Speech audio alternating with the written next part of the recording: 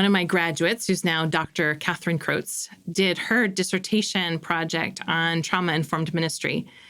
And she surveyed pastors and church, lay church ministry leaders about what they did with congregants who had been experiencing trauma. And what she found was there was quite a bit of confidence in being able to provide spiritual support and prayer.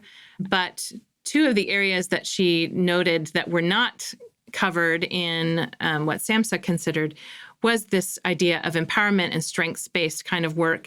And then also a very important piece was the cultural and historical and gender dynamics. And this is where I really appreciate SAMHSA noting that even for the sake of my own field in the trauma studies field, we haven't done as much work as we should have done related to those factors like racial trauma.